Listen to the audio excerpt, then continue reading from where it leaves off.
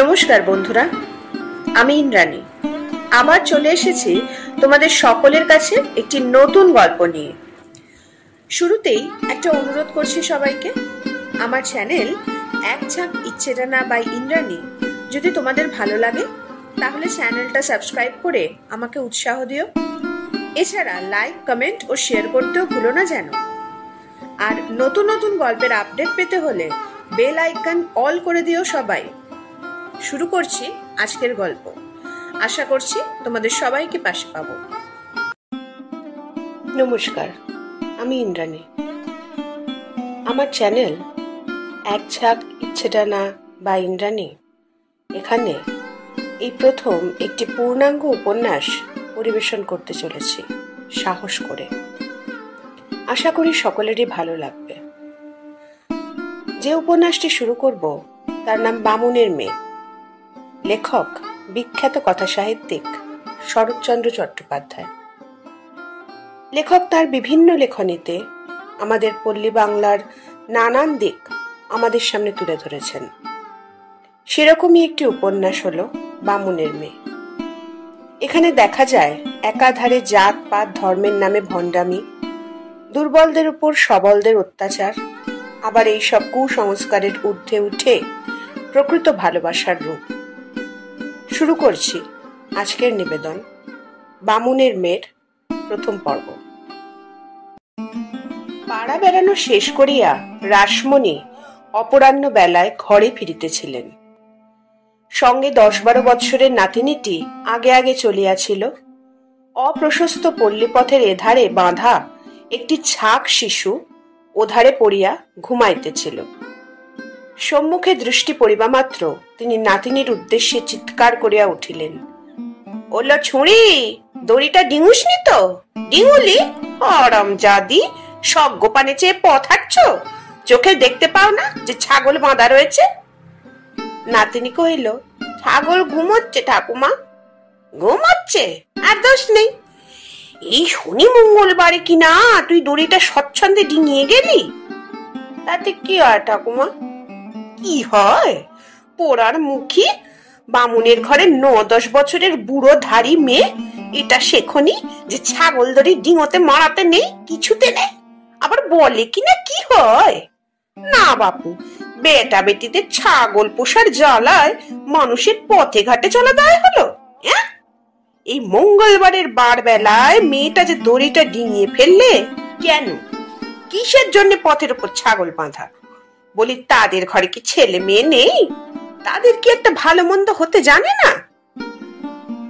অকস্মাৎ তাহা দৃষ্টি পড়িল 12-13 বছরের একটি দুলেদের মেয়ের প্রতি। সে ত্রস্ত ব্যস্ত হইয়া তাহার ছাক শিশুটিকে সরাইবার জন্য আসিতেছিল। তখন অনুপস্থিতকে ছাড়িয়া তিনি উপস্থিতকে লইয়া পড়িলেন। তীক্ষ্ণ কণ্ঠে কহিলেন, তুই কেলা, মরণ আর কি? একেবারে গা ঘেঁষে চলেছিস যে, চোখে কানে দেখতে পাস না? বলি, মেয়েটার গায়ে তোর আঁচলটা ঠেকিয়ে দিলি না তো? দুলে মেয়েটি ভয় জড়সড় হইয়া বলিল, না মাঠান, আমি তো হেতা দিয়ে যাচ্ছি। রাসমণি মুখখানা অতিশয় বিকৃত করিয়া কহিলেন, হেতা দিয়ে যাচ্ছি? তোর হেতা দিয়ে যাবার দরকার কিলা? ছাগলটা বুঝি তোর? বলি, কি জাতের মেয়ে তুই? আমরা দুলে মাঠান। দুলে? এই অবেলায় মেয়েটাকে ছুঁয়ে দিয়ে তুই নাওয়ালি? তাহার নাতিনী বলিয়া উঠিল, আমাকে তো ছোঁয়নি ঠাকুমা। রাসমণি ধমক দিলেন, তুই থাম পোড়ার মুখী। আমি দেখলুম যেন দুলে ছুরির আঁচলের ডগাটা তোর গায়ে ঠেকে গেল। যা, এই পরন্ত বেলায় পুকুরে ডুব দিয়ে মর্গে যা, দিয়ে তবে বাড়ি ঢুকবি। না বাপু, যা জন্ম আর রইল না। ছোট লোকের বড় বারবারন্ত হয়েছে। দেবতা বামুনে আর গ্রাহ্যই করে না। হারামজাদি, দুলে পাড়া থেকে ছাগল বাঁধতে এসেছো বামুন পাড়ার মধ্যে? দুলে মেয়েটির ভয় ও লজ্জার অবধি রইল না। সে ছাক শিশুটিকে বুকে তুলিয়া লইয়া শুধু বলিল, মাঠান, আমি ছুঁইনি। ছুঁসনি? যদি নাই ছুঁস তবে এ পাড়ায় এসেছিস কেন? মেয়ে হাত তুলিয়া অদূরে কোনো এক অদৃশ্য গৃহ নির্দেশ করিয়া কহিল, ঠাকুর মশাই তেনার এই গইলের ধারে আমাদের থাকতে দিয়েছে। মাকে আর আমাকে দাদামশাই তেড়ে দিয়েছে না। যাহারই হোক আর যে জন্যেই হোক, একজনের দুর্গতির ইতিহাসে রাসমণির ক্রুদ্ধ হৃদয় কথঞ্চিত প্রফুল্ল হইল এবং এর রুচিকর সংবাদ সবিস্তারে আহরণ করিতে তিনি কৌতূহলী হইয়া প্রশ্ন করিলেন, বটে, বলি কবে তাড়িয়ে দিল? পরশু রাত্রিরে মাঠান। ও, তুই এক করে দুলের মেয়ে বুঝি? তাই বল, এক করে মরতে না মরতে বুড়ো তোদের বের করে দিলে? ছোট জাতের মুখে আগুন। তা বাপু দিলে বলেই কি তোরা বামুন পাড়ায় এসে থাকবি? তোদের আসপর্দা তো কম নয়লা। কে আনলে তোর মাকে? রামতানু বানুজ্জের জামাই বুঝি? নইলে এমন বিদ্যে আর কার? ঘর জামাইয়ের মতো থাক, তা না শ্বশুরের বিষয় পেয়েছিস বলে পাড়ার মধ্যে হাঁড়ি ডোম দুলে কেওড়া এনে বসাবি? এই বলিয়া রাসমণি হাঁক দিয়া ডাকিলেন, বলি, ও সন্ধ্যা, সন্ধ্যা, ঘরে আছিস গা? সামান্য একটুখানি পোড়ো জমির ওধারে রামতনু বাণুজ্যের খিড়কি। তাহার ডাক শুনিয়া অদূরবর্তী খিড়কির দ্বার খুলিয়া একটি 19-20 বছরের সুশ্রী মেয়ে মুখ বাহির করিয়া সাড়া দিল। কে ডাকে গা? ও মা, দিদিমা। কেন গা? বলিতে বলিতে সে বাহির হইয়া আসিল। রাসমণি কহিলেন, তোর বাপের আক্কেলটা কিরকম শুনি বাছা? তোর দাদামশাই রামতনু বাণুজ্যে একটা ডাক সাইটে কুলিন, তার ভিটে বাটিতে আজ প্রজা বসলো কিনা বাগদি দুলে। কি ঘেন্নার কথা মা! এই বলিয়া গালে একবার হাত দিয়াই পুনশ্চ কহিতে লাগিলেন, তোর মাকে একবার ডাক, জগয়ের কি বিহিত করে করুক, নইলে চাটুজ্জে দাদাকে গিয়ে আমি নিজে জানিয়ে আসবো। সে তো একটা জমিদার, একটা নামজাদা বড় লোক। সে কি বলে একবার শুনি। সন্ধ্যা অত্যন্ত আশ্চর্য হইয়া জিজ্ঞাসা করিল, কি হয়েছে দিদিমা? ডাক না একবার তোর মাকে, তাকে বলে যাচ্ছি কি হয়েছে। এই বলিয়া নাতনিকে দেখাইয়া কহিলেন, এই যে মেয়েটা মঙ্গলবারের বার বেলায় ছাগল দড়ি ডিঙিয়ে ফেললে, ওই যে দুলে ছুঁড়ি আঁচল ঘুরিয়ে বাচ্চাকে ছুঁয়ে দিলে। সন্ধ্যা দুলে মেয়েটাকে জিজ্ঞাসা করিল, তুই ছুঁয়ে ফেলেছিস? সে বেচারা তখনও ছাক শিশু বুকে করিয়া একধারে দাঁড়াইয়াছিল। কাঁদো কাঁদো গলায় অস্বীকার করিয়া বলিল, না দিদি টান। রাসমণির নাতিনীতিও প্রায় সঙ্গে সঙ্গে বলিয়া উঠিল, না সন্ধ্যা দিদি, ও আমাকে ছোঁয়নি, ওই হোথা দিয়ে। কিন্তু কথাটা তাহার পিতামহীর হুঙ্কারে ওই পর্যন্তই হইয়া রহিল। এর নয় করছিস হারামজাদি, চল আগে বাড়ি চল, ছুঁয়েছে কিনা সেখানে গিয়ে দেখাচ্ছি। সন্ধ্যা হাসিয়া কহিল, জোর করে নামালে ও আর কি করবে দিদিমা? তাহার হাসিতে রাসমণি জ্বলিয়া গেলেন, বলিলেন, জোর করি না করি সে আমি বুঝবো, কিন্তু তোর বাপের ব্যাপারটা কিরকম?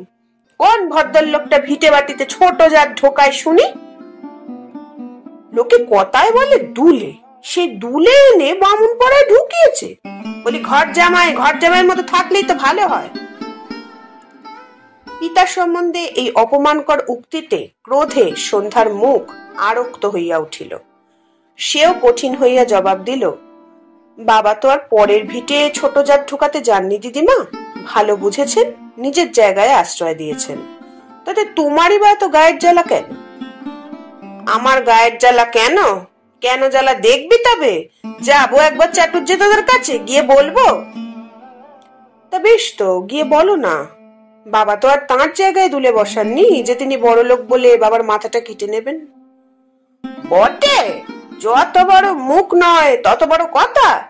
বলো, সে আর কেউ নয়, গোলক চাটুজ্জে। তোর বাবু যে এখনো তার চেনেনি। আচ্ছা। হাঙ্গামা শুনিয়া জগদ্ধাত্রী বাহির হইয়া আসিলেন। তাহাকে দেখিবা মাত্র রাসমণি অগ্নিকাণ্ডের ন্যায় প্রজ্বলিত হইয়া উঠিলেন। চিৎকারে সমস্ত পাড়া সচকিত করিয়া বলিলেন, শোন জাগো, তোর বিদ্যেধরী মেয়ের আসপদ্দার কথাটা একবার শোন। লেখাপড়া শেখাচ্ছিস কিনা বলে বলিস তোর গোলক চাটুর্যকে বাবার মাথা যেন কেটে নেয়। বলে বেশ করেছি, নিজের জায়গায় হাঁড়ি ধুলে বসিয়েছি, কারো বাপ ঠাকুরদার জায়গায় বসায়নি।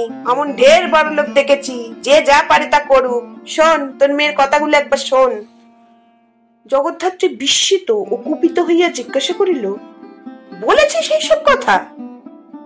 সন্ধ্যা মাথা নাড়িয়া কহিল, না, আমি এমন করে বলিনি। রাসমণি তাহারে মুখের উপর হাত নাড়িয়া গর্জন করিয়া উঠিলেন, বললি না এরা সবাই সাক্ষী নেই? কিন্তু পরক্ষণে কণ্ঠস্বর অনির্বচনীয় কৌশলে উচ্চ সপ্তক হইতে একেবারে খাদের নিখাদে নামাইয়া লইয়া জগদ্ধাত্রীকে সম্বোধন করিয়া বলিতে লাগিলেন, মা ভালো কথাই বলেছিল। মঙ্গলবারের বারবেলায় মেয়েটা ছাগল দড়ি ডিঙিয়ে ফেললে, তাই বললুম, আহা কে এমন করে পথের ওপর ছাগল বাঁধলে গা? তাই না শুনতে পেয়ে দুলে ছুরিটা ছুটে এসে বাছার মুখের উপর আঁচল ঘুরিয়ে মারলে। বলে ঠাকুর মশাইয়ের জায়গায় ছাগল বেঁধেছি, তুমি বলবার কে? তাই মা তোমার মেয়েকে ডেকে শুধু এই কথাটি বলেছি, দিদি এই যে অবেলায় মেয়েটার নাইতে হবে, বারবেলায় ছাগল দড়ি ডিঙিয়ে ফেললে, তা তোমার বাবা যদি এদের দুলেপাড়া থেকে তুলে এনে বসিয়ে থাকে তো দিদি, ছাগল টাগল গুলো একটু দেখে শুনে বাঁধতে বলে দিস। ছোট জেতের আচার বিচারের জ্ঞান গম্যি তো নেই। চাটুর্দিজাদা বুড়ো মানুষ, এই পথেই তো আসা যাওয়া করে, মারামারি করে আবার রেগে টেগে উঠবে মা। এই তোমার মেয়ে আমায় মারতে যা বাকি রেখেছে। বলে যা যা তোর চাটুর্দিদাকে ডেকে আনগে, তার মতো বড় লোক আমি ঢের দেখেছি। তার বাপের জায়গায় যখন হাঁড়ি দুলে প্রজা বসাবো, তখন যেন সে শাসন করতে আসে। আচ্ছা তুমি বলো দিকিমা, এইগুলো কি মেয়ের কথা? জগদ্ধাত্রী অগ্নিমূর্তি হইয়া কহিলেন, বলেছে সেই সব। সন্ধ্যা এতক্ষণ পর্যন্ত নির্বাক বিস্ময়ে রাসমণির মুখের প্রতি চাহিয়াছিল। মায়ের কণ্ঠস্বরে চকিত হইয়া ঘাড় ফিরাইয়া শুধু বলিল, না। বলিসনি? তবে কি মাসি নিচে কথা কইছে? বল মা, তাই একবার তোর মেয়েকে বল। সন্ধ্যা মুহূর্তকাল মৌন থাকিয়া মায়ের প্রশ্নের উত্তর দিল, জানি নে মা কার কথা মিছে, কিন্তু তোমার আপনার মেয়ের চেয়ে এই পাতানো মাসিকেই যদি বেশি চিনে থাকো, না হয় তাই। এই বলিয়া দ্বিতীয় প্রশ্নের পূর্বেই খোলা দ্বার দিয়া দ্রুত পদে ভিতরে চলিয়া গেল। উভয় বিস্ফারিত নেত্রে সেই দিকে চাহিয়া রহিলেন এবং অবসর বুঝিয়া দুলে মেয়েটাও তাহার ছাগলখানা বুকে করিয়া নিঃশব্দে সরিয়া পড়িল। রাসমণি বলিলেন, দেখলি তো জগ তোর মেয়ের তেজ, শুনলি তো কথা? বলে পাতানো মাসি, কুলিনের ঘরের মেয়ে তাই, নইলে বিয়ে হলে এ বয়সে যে 5-6 ছেলের মা হতে পারত। পাতানো মাসি, শুনলি তো? জগদ্ধাত্রী চুপ করিয়া রহিলেন এবং রাসমণি নিজেও একটু স্থির থাকিয়া হঠাৎ বলিয়া উঠিলেন, হ্যাঁ জগৎ, শুনলুম নাকি অমর্ত্য চক্রবর্তীর ছেলেটাকে তোরা আজও বাড়িতে ঢুকতে দিস। বলি কথাটা কি সত্যি? জগদ্ধাত্রী মনে মনে অতিশয় শঙ্কিত হইয়া উঠিলেন। রাসমণি বলিতে লাগিলেন, আমি তো সেদিন পুলিনের মায়ের সঙ্গে ঝগড়াই করে ফেললুম। বললুম সে মেয়ে জগদ্ধাত্রী, আর কেউ নয়, হরিহর বাণুজ্য মশায়ের নাতনি, রামতনু বাণুজ্যের কন্যা, যারা সুদ্দূর বলে কায়েতের বাড়িতে পা পর্যন্ত ধোয় না, তারা দেবে ওই মেলেচ্ছ ছোঁড়াটাকে উঠোন মারাতে? তোরা বলছিস কি? এই হিতৈষিনীর দরদের কাছে লজ্জা পাইয়া জগদ্ধাত্রী শুধু একটুখানি শুষ্ক হাসি হাসিয়া বলিলেন, কথাটা তুমি ঠিকই বলেছ মাসি, তবে কিনা জানো, ছেলেবেলা থেকেই ওর যা আসা যাওয়া আছে, আমাকে খুড়িমা বলতে একেবারে অজ্ঞান। তাই কালে ভদ্রে যদি কখনো আসে তো মুখ ফুটে বলতে পারিনি, অরুণ তুমি আর আমার বাড়ির মধ্যে ঢুকো না, মা বাপ নেই, বাচ্চাকে দেখলেই কেমন যেন মায়া হয়। রাসমণি প্রথমে অবাক হইলেন, পরে ক্রুদ্ধস্বরে বলিলেন, আমার মায়ার মুখে আগুন। অকস্মাৎ সেই ক্রোধ অতি উচ্চ ধাপে চড়িয়া গেল এবং তাহারই সহিত কণ্ঠস্বরের সমতা রক্ষা করিয়া বলিতে লাগিলেন, ওই এক গুঁয়ের ছোড়াটাকে কি তোরা সোজা বজ্জাত ঠাওরাস? অমন নচ্ছার গায়ের মধ্যে আর দুটি নেই, তোকে বলে দিলুম। চাটুজ্জে দাদা একটা জমিদার মানুষ। তিনি নিজে স্বয়ং ছোঁড়াটাকে ডেকে পাঠিয়ে বলেছিলেন, অরুণ, জল পানির লোভ দরিয়ায় ভাসিয়ে দিয়ে ঘরের ছেলে ঘরে বসকে যাও, বিলেতে যেও না। কিন্তু ছোঁড়াটাকে কথাটা শুনলে, অত বড় একটা মানি লোকের মান রাখলে, উল্টে ছোঁড়া নাকি বিলেতে যাওয়ার সময় ঠাট্টা করে বলেছিল, বিলেতে গিয়ে যার যায় আমার সেও ভালো, কিন্তু গোলক চাটুর্যের মতো বিলেতে পাঁঠা ভেড়া চালান দিয়ে টাকা করতেও চাইনি, সমাজের মাথায় চড়ে লোকের জাত মেরে বেড়াতেও পারবো না। উফ, আমি যদি সেখানে থাকতুম জগো, যে দিয়ে ছোড়ার মুখ সোজা করে দিতুম। যে গোলক চাটুর্যে ভাত খেয়ে গোবর দিয়ে মুখ ধুয়ে তাকে কিনা। জগদ্ধাত্রী বিনীত কণ্ঠে বলিতে লাগিলেন, কিন্তু অরুণ তো কখনো কারো নিন্দে করে না মাসি। তবে বুঝি আমি মিথ্যা কথা কইছি? চাটুর্যে দাদা বুঝি তবে? না না, তিনি বলবেন কেন? তবে লোকে নাকি অনেক কথা বানিয়ে বলে। তোর এক কথা জগ, লোকের তো আর খেয়ে দে কাজ নেই, তাই গেছে বানিয়ে বলতে। আচ্ছা, তাই বা হলো। বিলেতে গিয়ে কোন দিগ্গজ হয়ে এলি? শিখে এলে চাষার বিদ্যে। শুনে হেসে বাঁচি নে। চক্রবর্তী হ যাই হ, বামুনের ছেলে তো বটে, দেশে কি চাষি ছিল না? এখন তুই কি যাবি হাল গরু নিয়ে মাঠে মাঠে লাঙল দিতে? মরণ আর কি। তাহার কণ্ঠস্বরের তীব্র সৌরভ ক্রমে ব্যপ্ত হইবার উপক্রম হইতেছে। গন্ধ পাইয়া পাছে পাড়ার সমজদার মধুমক্ষীর দল জুটিয়া যায়, এই ভয় জগদ্ধাত্রী আস্তে আস্তে বলিলেন, কিন্তু দাঁড়িয়ে দাঁড়িয়ে কেন মাসি, একটু ভেতরে গিয়ে বসবে, চলো না। না মা, বেলা গেল, আর বসবো না। মেয়েটাকেও তো আবার নাইয়ে ধুইয়ে ঘরে তুলতে হবে। দুলে ছুটিটা বুঝি পালিয়েছে? হ্যাঁ ঠাকুমা, তোমরা যখন কথা করছিলে, কিন্তু সে আমাকে ছোঁয়নি। ফের নেই করছিস হারামজাদি।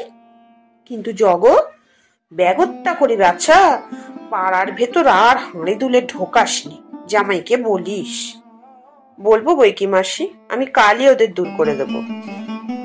আর থাকলে তো আমাদের পুকুর ঘাট সরবে, ওদের জল মারামারি করে আমাদেরই তো হাঁটতে হবে। তবে তাই বল না মা, তাহলে কি আর যার জন্ম থাকবে? আমি তো সেই কথাই বলেছিলুম, কিন্তু আজকালকার মেয়ে ছেলেরা নাকি কিছু মানতে চায়। তাই তো চাটুর্যে দাদা সেদিন শুনে অবাক হয়ে বললেন, রাসু, আমাদের জগদ্ধাত্রীর মেয়েটাকে নাকি তার বাপ লেখাপড়া শেখাচ্ছে। তারা করেছে কি, মানা করে দে, মেয়ে ছেলে লেখাপড়া শিখলে যে একেবারে গোল্লায় যাবে। জগদ্ধাত্রীর ভয়ের পরিসীমা রহিল না, কহিলেন, চাটুর্যে মামা বুঝি বলছিলেন? বলবে না, সে হলো সমাজের মাতা, গাঁয়ের একটা জমিদার। তার কানে আর কোন কথাটা না ওঠে বল? এই তো আমারও ধার না কেন, বুড়ো হতে চললু, লেখাপড়ার তো ধার ধারিনি, কিন্তু কোন শাস্ত্রটা না জানি বল। কারো বাপের সাথ দিয়েছে বলে রাশি বামনি একটা অশাস্ত্র কাজ করেছে। এই যে মেয়েটা ছাগল ধরে ডিগো মাত্র শিউরে উঠে বললুম, ওলো ছুঁড়ি করলি কি? আজ যে মঙ্গলবারের বার বেলা, কই কোন পণ্ডিত বলে যাকতো? না, এতে দোষ নেই। তা হওয়ার জো নেই মা, তা হওয়ার জো নেই। আমার বাপ মায়ের কাছে শিক্ষে পেয়েছিলুম। ডাক দেখি তোমার লিখিয়ে পড়িয়ে মেয়েকে কেমন বলতে পারে। জগদ্ধাত্রী নিঃশব্দে ত্রুটি স্বীকার করিয়া কহিলেন, একটু বসলে হতো না মাসি? না মা, বেলা গেছে, আর একদিন আসবো। নে খেদি, বাড়ি চল। এই বলিয়া নাতিনীকে অগ্রবর্তী করিয়া কয়েক পথ চলিয়া হঠাৎ ফিরিয়া দাঁড়াইয়া জিজ্ঞাসা করিলেন, হ্যাঁ জগ, অমন পাত্রটি হাতছাড়া করলি কেন বল দেখি? না, হাতছাড়া ঠিক নয়, তবে কিনা ঘর ভারী কিছু নেই, বয়স হয়েছে, তোমার জামাইয়ের যে মত হয় না। রাসমণি বিস্ময়ে থমকিয়া দাঁড়াইলেন, বলিলেন, শুনো কথা একবার। বলি, তার ঘর নেই, তোর তো আছে।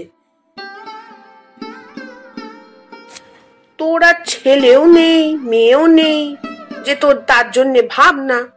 এক মেয়ে, সেই মেয়ে জামাই নিয়ে ঘর করতিস, সে কি অমন্দ হতো বাছা? আর বয়স, কুলিনের ছেলে 40-42 বছর বয়স, কি আবার একটা বয়স? রসিকপুরের জয়রাম মুকুজ্জের দৌত্তর, তার আবার বয়সের খোঁজ কে করে জগৎ? তাছাড়া মেয়ের বয়সের দিকেও একবার তাকা দিকিনি। আরো গড়িমসি করবি তো বিয়ে দিবি কবে? শেষে কি তোর ছোট পিসির মতো চিরটাকাল থুবড়ো রাখবি? জগদ্ধাত্রী সলজ্জ ভাবে কহিলেন, আমিও তো তাই বলি মাসি, কিন্তু মেয়ের বাপ যে একেবারে।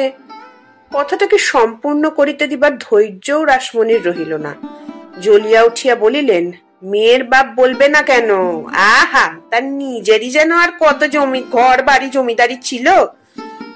হাসালি বাপু তোরা। তাছাড়া ওই অরুণদের বৈঠকে দিন রাত বসা, দাঁড়ানো, গান বাজনা করা, শুনি হুকো পর্যন্ত নাকি চলে যাচ্ছে। ও কথা সে বলবে না তো কি চাটুর্য দাদা বলবে? হদ্দ করলি জগ। কিন্তু তাও বলে দিচ্ছি, ঘর বর যখন মিলেছে তখন না করে দেরি করে শেষকালে অতি লোভে তাঁতি নষ্ট করিস নি। তোর ছোট পিসি গোলাপি থুবড়ো হয়ে মলো, তোর বাপের বড় মেজ দুই পিসির বিয়েই হলো না। আর তোমার কি সময় বিয়ে হতো বাছা, যদি না তোমার বাপ মা কাশিতে গিয়ে পড়তো? বেয়ান কাশি বাসেনি, কামড় কোমর নেই, জামাই স্কুলে পড়ছে, ঘর বর যেই মিলে গেল অমনি ধাঁ করে তোদের দুহাত এক করে দিয়ে মেয়ে জামাই নিয়ে দেশের লোক দেশে ফিরে এলো। ভাঙচির বয়ে বিয়ের আগে কাউকে খবরটুকু পর্যন্ত দিলে না। তা ভালোই করেছিল, নইলে বিয়ে হতোই কিনা তাই বা কে জানে। খেদি চল, জয়রাম মুকুজ্জের নাতি, তার আবার ঘর বাড়ি, তার আবার বয়স, তার আবার কালো ধলো, খালে কালে কতই শুনবো। নে গো বাচ্চা, আর দেরি করিস নে। কাপড় চোপড় কাচতে, সন্ধ্যা দিয়ে আন্নিক মালা সারতে আজ দেখছি এক পোট রাত হয়ে যাবে। কিন্তু তাই বলি বাপু, খ্রিস্টান ফিস্টানকে বাড়ি ঢুকতে দেওয়া, মেয়ের সঙ্গে হাসি তামাশা করতে দেওয়া ভালো নয়। কথাটা ঢিডি হয়ে গেলে মেয়ের পাত্তর পাওয়া ভার হবে বাছা। নে না খেদি, চল না, পরের কথা পেলে তুই যা নড়তে চাস না দেখি।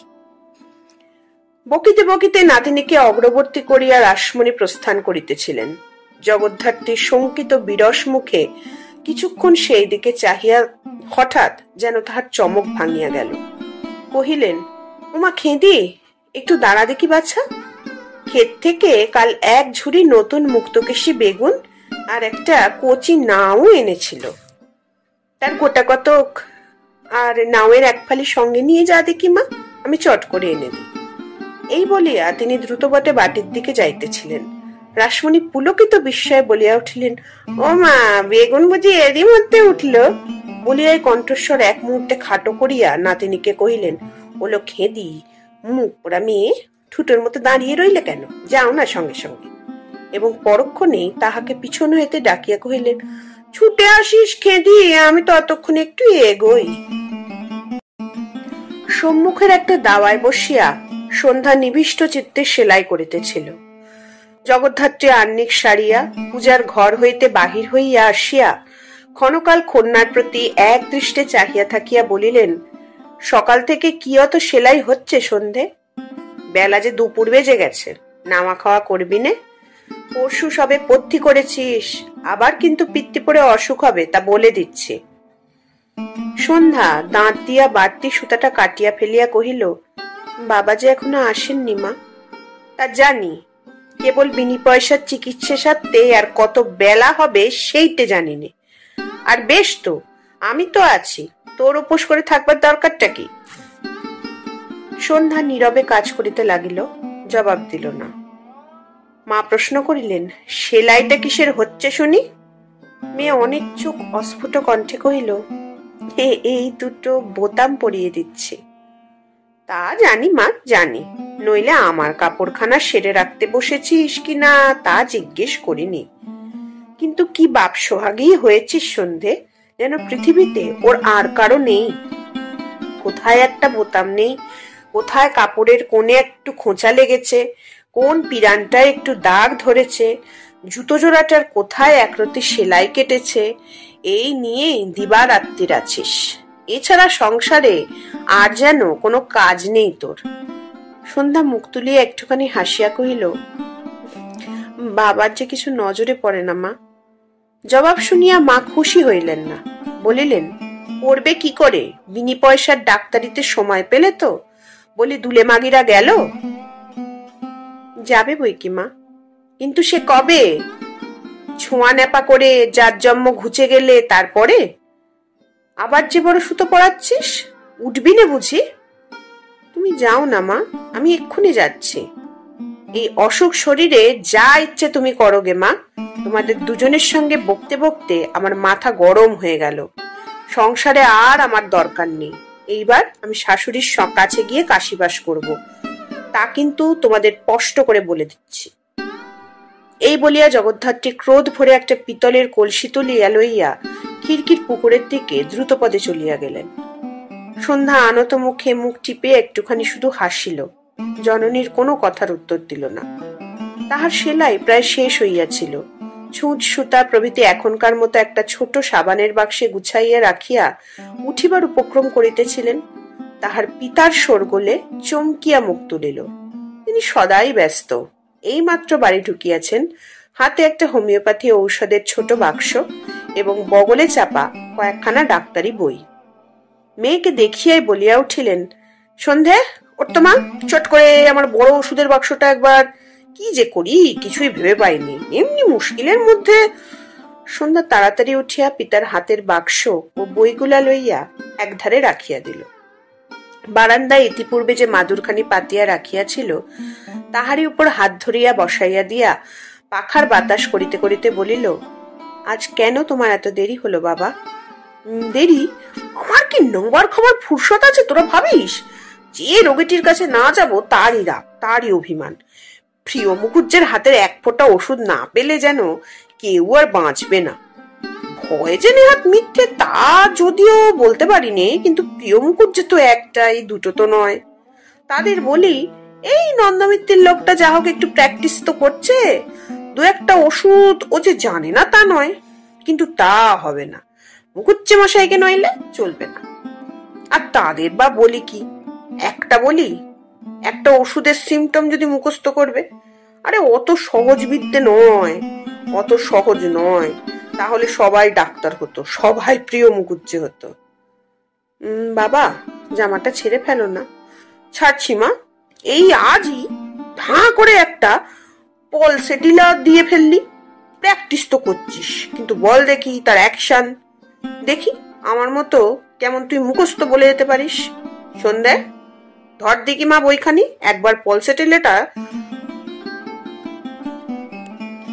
তোমার আবার বই কি হবে বাবা? আজ খাওয়া দাওয়ার পরেই ওই ওষুধটাই তোমার কাছে পড়ে নেব। দেবে পড়িয়ে বাবা? দেবো বই কি মা, দেবো বই কি। নকশের সঙ্গে তফাৎটা হচ্ছে আসলে ওই বইখানা একবার। তোমার পায়ে ততক্ষণ তেলটুকু মাখিয়ে দিনা বাবা, বড্ড বেলা হয়ে গেছে, মা আবার রাগ করবেন।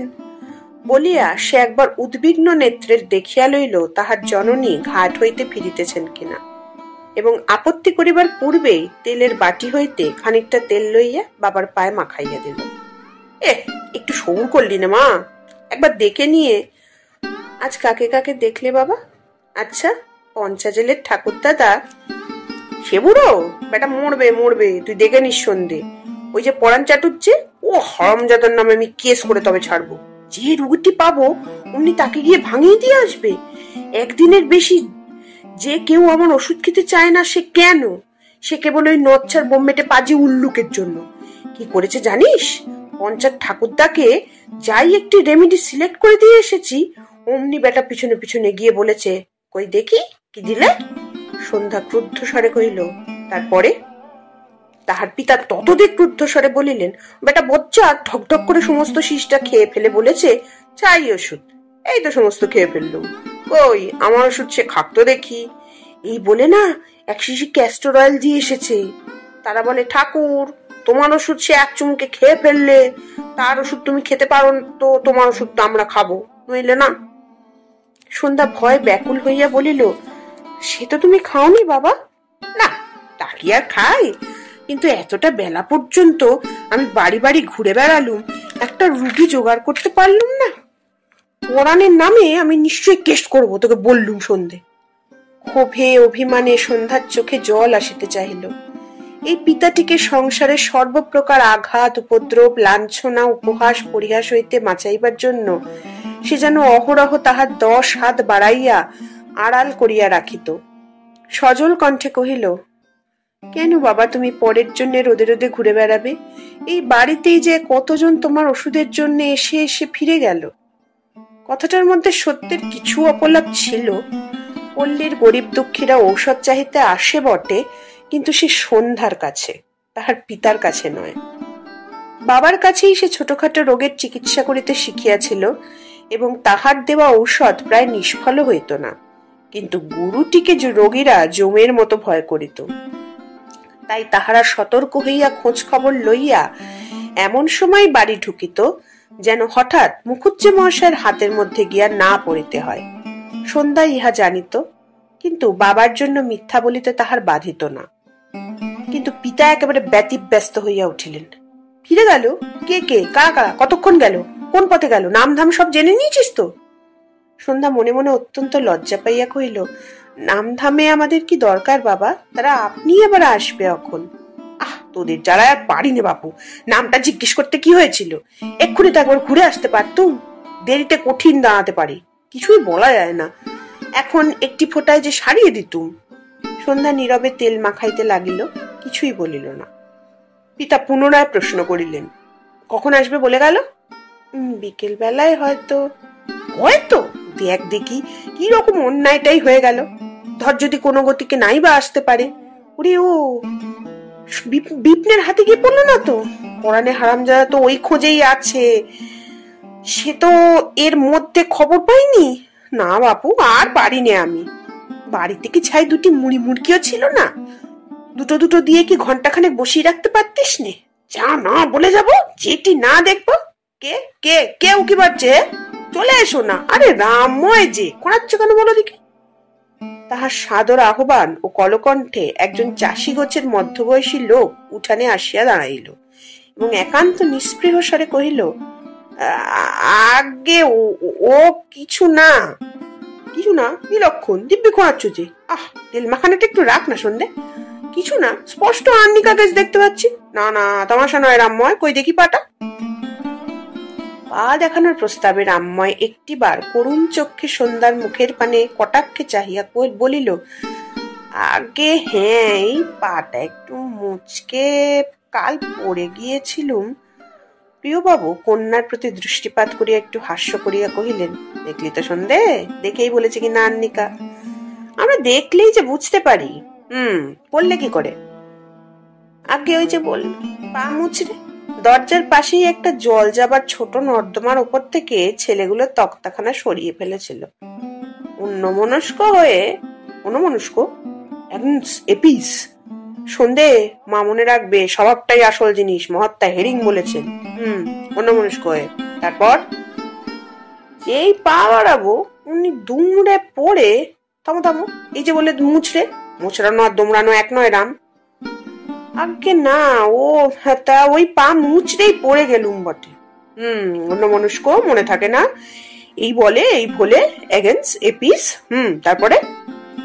তারপর আর কি ঠাকুর মশাই, কাল থেকেই বেদনায় পা ফেলতে পারছি নে বলিয়ে লোকটা উৎসুক চক্ষে একবার সন্ধ্যার মুখের প্রতি চাহিয়া নিঃশ্বাস ফেলিল।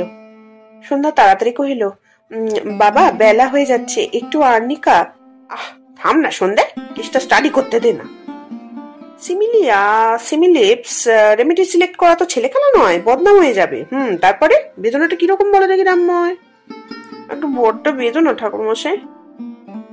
তা নয়, কি রকমের বেদনা? ঘর্ষণবধ না মর্ষণবধ, সূচিবিদ্ধবধ না বৃশ্চিক দংশবধ, কনকন করছে না ঝনঝন করছে? আগে হ্যাঁ ঠাকুর মশাই, ঠিক ওই রকম করছে। তাহলে ঝনঝন করছে, ঠিক তাই। তারপরে আর কি হবে ঠাকুর মশাই, কাল থেকে ব্যথায় মরে যাচ্ছে। থামো, কি বললে? মরে যাচ্ছ? রামময় অধীর হইয়া উঠিয়াছিল, কহিল, তা বই কি ঠাকুর মশাই, খুঁড়িয়ে চলছি, পা ফেলতে পারি নে, আর মরা নয় তো কি।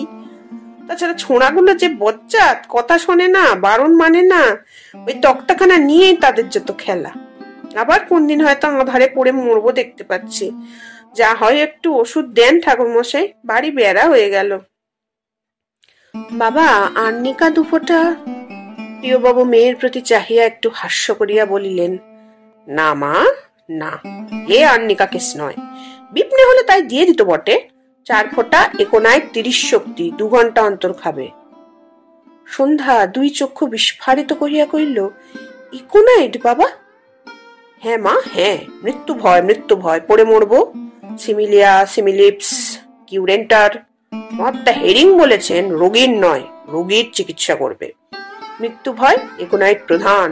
বিপনে হলে তবু হারামজাদারা চিকিৎসা করাতে আসে। রামময়, শিশি নিয়ে যাও আমার মেয়ের সঙ্গে, 2 ঘন্টা অন্তর 4 বার খাবে। ওবেলা গিয়ে দেখে আসবো। ভালো কথা, ওরানি যদি এসে বলে ওই দেখি কি দিলে, খবরদার শিশি বার করো না বলে দিচ্ছি। হারামজাদা ঢকঢক করে হয়তো সবটা খেয়ে ফেলে আবার ক্যাস্টর অয়েল রেখে যাবেন। উফ, পেটটা মুচড়ে মুচড়ে উঠছে যে। রামময়কে ঔষধ দিতে সন্ধ্যা উঠিয়া দাঁড়াইয়াছিল। ভয় ব্যাকুল কণ্ঠে বলিয়া উঠিল, ক্যাস্টর অয়েল অতখানি তো সব খেয়ে আসুনি বাবা। না, গাড়ুটা কই রে? তবে বুঝি তুমি? না না, দে না শিগগির গাড়ুটা। পুরো বাড়িতে যদি কোথাও কিছু পাওয়া যাবে তবে থাকবে গাড়ু। বলিতে বলিতেই প্রিয়বাবু ঊর্ধ্বশ্বাসে খিড়কির দ্বার দিয়ে বাহির হইয়া গেলেন। রামময় কহিল, দিদি ঠাকুরুন, ওষুধটা তাহলে? সন্ধ্যা চকিত হইয়া বলিল, ওষুধ? হ্যাঁ, এই যে দিয়ে এনে। এই যে তুমি বললে আননি নাকি, তাই 2 ফোঁটা দিয়ে দাও দিদি ঠাকুরুন। মুকুজ্জে মশাইয়ের ওষুধটা না হয়। সন্ধ্যা অন্তরে ব্যথা পাহিয়া কহিল, আমি কি বাবার চেয়ে বেশি বুঝি রামময়? রামময় লজ্জিত হইয়া বলিল, না না, তা নয়, তবে মুকুজ্জে মশাইয়ের ওষুধটা বড় জোর ওষুধ কি না দিদি ঠাকুরুন। আমি রোগা মানুষ, বরঞ্চ গিয়েই না হয় সাতেদের মেদোকে ভুলিয়ে ভালিয়ে পাঠিয়ে দেব। কাল থেকে তার পেট নামাচ্ছে, দা ঠাকুরের ওষুধ দিলেই ভালো হয়ে যাবে। আমাকে ওই তোমার ওষুধটা আজ দাও দিদিমণি। সন্ধ্যা বিষণ্ণ মুখে কহিল, আচ্ছা, এসো এইদিকে। এই বলিয়া সে রামময়কে সঙ্গে লইয়া বারান্দা দিয়া পাশের একটা ঘরে চলিয়া গেল। জগদ্ধাত্রী ঠাকুর ঘরের জন্য 1 ঘড়া জল আনিতে পুকুরে গিয়াছিলেন। বাড়ি ঢুকিয়াই জলপূর্ণ কলসিটা দাওয়ার উপর ধপ করিয়া বসাইয়া দিয়া রুদ্ধস্বরে ডাক দিলেন, সন্ধে। সন্ধ্যা ঘরের মধ্য হইতে সাড়া দিল, যাই মা। মা কহিলেন, তোর বাবা এখনো ফেরেনি? ঠাকুর পুজো আজ তাহলে বন্ধ থাক। মেয়ে বাহির হইয়া আসিয়া বলিল, বাবা তো অনেকক্ষণ এসেছে মা, তেল মেখে নাইতে গেছেন। ওই পুকুরে তো দেখলুম না। তিনি যে কোথায় ছুটিয়া গেলেন সন্ধ্যা তাহা জানিত। একটু চুপ করিয়া থাকিয়া বলিল, আজ বোধহয় তাহলে নদীতে গেছেন, অনেকক্ষণ হলো এলেন বলে। জগদ্ধাত্রী কিছুমাত্র শান্ত হইলেন না, বরঞ্চ অধিকতর উত্তপ্ত কণ্ঠে বলিতে লাগিলেন, একে নিয়ে আর তো পারি নে সন্ধ্যা। হয় উনিই কোথাও যান, না হয় আমি কোথাও চলে যাই। বারবার বলে দিলুম ভট্টাচার্য মশাই আসতে পারবেন না, আজ একটু সকাল সকাল ফিরো। তবু এই বেলা ঠাকুরের মাথায় একটু জল পর্যন্ত পড়তে পেলে না। তাছাড়া কাল রাত্রিরে কি করে এসেছে জানিস? বিরাট পরামানিকদের সুদের সমস্ত টাকা মকুব করে একেবারে রসিদ দিয়ে এসেছে। সন্ধ্যা আশঙ্কায় পরিপূর্ণ হইয়া কহিল, কি বললে মা? কেন, বিরাটের নিজের বোনই তো বলে গেল ভাজকে নিয়ে সে পুকুরে নাইতে এসেছিল। সন্ধ্যা একটুখানি হাসিবার চেষ্টা করিয়া কহিল, ভাই বোনে তাদের ঝগড়া মা, হয়তো কথাটা সত্যি নয়। মা রাগিয়া বলিলেন, কেন তুই সব কথা ঢাকতে যাস বল দেখি সন্ধে? জ্বর বলে বিরাট নাপতে ডেকে নিয়ে গেছে, ওষুধ খেয়েছে, ধন্বন্তরী বলে পায়ে ধুলো নিয়েছে, জমিদার বলে গৌরী সেন বলে ন্যাচ চুলকে দিয়েছে। তারা বলে আর হেসে লুটোপুটি। টাকা যাক, কিন্তু মনে হলো যেন আজ আর ফিরে কাজ নেই। ওই কলসিটাই আঁচলে জড়িয়ে পুকুরে ডুবে মরি। আজকাল যেন বড্ড বাড়িয়ে তুলেছে সন্ধে। আমি সংসার চালাই বা কি করে বল দেখি? কত টাকা মা? কত? 10-12 টাকার কম নয় বললুম। 1 মুঠো টাকা কিনা স্বচ্ছন্দে। কথাটা তাহার সমাপ্ত হইতে পারিল না। প্রিয়বাবু আর্দ্র বস্তে ব্যতিব্যস্ত ভাবে বাড়ির ঢুকিতে ঢুকিতে চেঁচাইয়া ডাকিলেন, সন্ধে, গামছা গামছা, গামছাটা একবার দে দেখি মা। এখন 30 শক্তি, বাক্সর একেবারে কোণের দিকে। জগদ্ধাত্রী অগ্নিকাণ্ডের ন্যায় জ্বলিয়া উঠিয়া বলিলেন, একোনাইট ঘোচাচ্ছি আমি। শ্বশুরের অন্নে জমিদার সাজতে লজ্জা করে না তোমার? কে বললে বিরাট নাপ থেকে সুদ ছেড়ে দিতে? কার জায়গায় তুমি হাড়ি দুলে এনে বসাও?